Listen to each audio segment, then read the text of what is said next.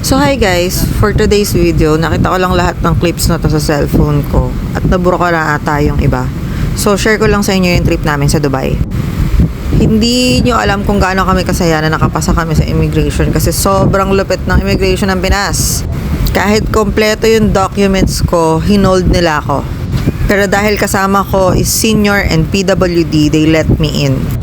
And yung last na tanong na feeling ko, hinayaan nila ako is, sabi ng officer is, paano po kami nakakasiguradong babalik kayo ng Pilipinas? Well, dahil talakera ang mama mo, edi sinagot ko lang siya ng kailangan ko pong magpasahod sa 15, so I need to go back home. Tapos tinanong lang ng kung may sponsor ba kami sa Dubai, ganyan. Sabi ko, wala. Ako ang gagastos para sa birthday ng tatay ko at ililibre ko yung kapatid ko na papasyalan ko dun. Yun. Eto, sa Dubai na to, si tatay naman yung na-hold on kasi hindi maskan yung mata niya sa liit. Sinundo na kami ng brother ko sa airport. Tapos, sa airport pa lang, masasabi mong napakaganda na ng Dubai. Nakapunta na ako ng ibang bansa din, pero magaganda rin naman doon. Singapore, Malaysia. Pero masasabi kong iba talaga pag nasa Dubai ka. Maliban siguro sa may kapamilya akong nandun, I feel safe and at home. I really enjoy Dubai a lot. And syempre, dahil kumukuha tayo ng items na paninda dito, I really love the culture. And I realized na hindi ako doon titira. Siguro magtutour lang talaga ako. For pleasure, for fun, pero I will not work there. I will surely go back to Dubai. Pero for tour purposes only. Hindi ako doon titira or hindi ako doon mag-work. Hindi pang ganun siguro yung view ko. Maliban sa I have stable business and income here in the Philippines, ang palaging sinasabi ng family ko is hindi ko kailangan mag-abroad kasi kung ano yung ginagawa ko dito sa Pinas is ganun din naman yung ginagawa nila doon. Mas malapit pa ako sa family and sa mga anak ko. So bakit pa daw ako pupunta ng Dubai para mag-work if lahat naman ng kailangan ko is nasa Pinas naman? For the record, matagal nang nandun si nanay, pati yung brother ko. And si God na talaga yung nag-destin na wag akong makarating ng Dubai to work before. Sabi nga nila, 'di ba, pag hindi para sa'yo, hindi para sa'yo. At pag oras na ibibigay sa'yo ni Lord yung blessing na yon, walang makakapigil talaga sa Kanya. So, nung panahon na nagpunta ako ng Dubai, I was not there to apply for work. I was there to treasure every moment with my family. Para kasi sa akin, ang definition ng success is hindi naman yung super rich ka talaga. As long as happy and contented ka. Para sa akin, rich ka na nun. Ganon. So, dito guys, hindi naman kami luxurious life, no?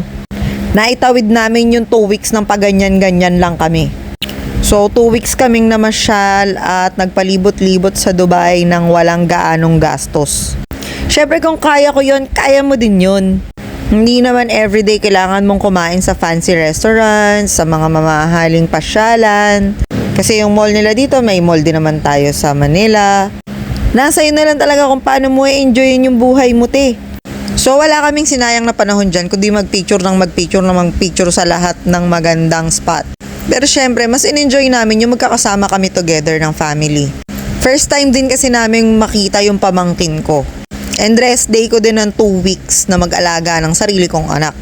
Pero after nyan, umuwi lang din sila ng Pinas. So, magkakasama lang din kami sa Pinas nyan. So, nakapag-beach kami. 'Di ba? Social. Napakaganda ng beach sa Dubai kahit libre. So, meron namang part na may bayad. Medyo mas maganda yung view niya. Pero okay na kami sa libre. At madalas kaming gabi lumalabas dahil pagkatapos ng work ng kapatid ko, saka kami lumalabas. Para kasama namin silang gumala. And ayun, makdo lang, okay na yun. Nakita pa nga namin si Jollibee, Jollibee lang kami din dito. Nakapunta rin kami sa Global. So, ang dami-dami mong makikitang mga iba't ibang klaseng tao dito. At sabi ko nga sa tatay ko, kung turista ang tingin mo sa kanila, turista din tayo. Foreigner ka din dito. So, syempre, hindi natin papalagpasin ang pagbili ng gold sa Dubai. So, may tax yan, tapos na-refund natin yan sa airport. So, ayun, kung feeling nyo syala-syala bumili dito sa Dubai, ganun lang din naman yung presyo. For me, hindi ganun kalayo yung presyo niya. Habang si Mark kumakain ng freebies, yung tatay ko namamakyaw ng gold. And yes, dahil hindi naman tayo ganon kayaman, namili tayo ng paninda dito para iuwi sa Pinas. Syempre, hindi pwedeng ako lang ang happy, dapat kayo din. So magte-tren na kami pauwi. Iniwan kami ng kapatid ko. So dahil dyan, nag-siomay lang kami sa Gedli. Na-enjoy naman ng tatay ko ang gold niya sa Dubai. At nakabili rin ako ng paninda kong gold para sa inyo. At kailangan ko na rin magtrabaho dahil marami akong client for tarot reading. At kinabukasan ay gumala ulit kami. So pinasakay namin ng tatay sa camel. At in-enjoy namin ulit ang buong magdamag sa Dubai.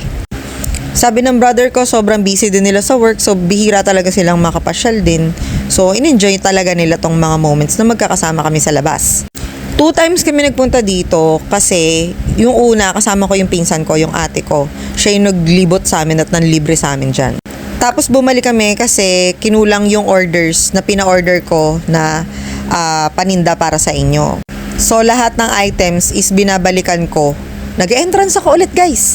And off the record, yes, nakipagkita po ako sa mga client natin sa Dubai. And we have so much fun. Ayan o. 'Di ba? Nakipag-meet and greet pa nga ang lola mo. Doon po sa hindi ko nakamit na iba, pasensya na po, babalik ako ulit ng Dubai to meet you guys. And yes, kakain na naman kami sa labas. Ganun. Pero hindi araw-araw yun. Kasi masarap talaga yung legit na shawarma dito. So, okay na kami ng ganun guys. Hindi kailangan luxurious yung kinakain mo araw-araw. Bibili lang kami ng pandesal sa umaga, sold na. Tapos magpapaikot-ikot lang kami dyan sa mga tindahan dyan sa Murakabat. And yes, finally kailangan na namin umuwi ng Pinas. Baka itakwil na ako ng mga anak ko dahil 2 weeks akong nawala. And yes, happy naman ang tatay ko sa pa-birthday natin sa kanya, no? Bumili lang kami ng McDo, tinake out at kinain ng tatay ko sa airplane. At na-miss ko ang magulong mundo ng Pilipinas. Pero papasko na rin kasi noon kaya kailangan ko talagang umuwi at magpasahod ng mga tauhan. So, dapat palaging family first. And, sana makarating din kayo ng Dubai kahit low budget lang ang profile ng peg nyo. Kasi kami, konti lang talaga yung nagastos namin dyan. Napalaki na lang talaga dahil dun sa mga paninda na inuwi ko para sa inyo. Dahil ang dami nyong order.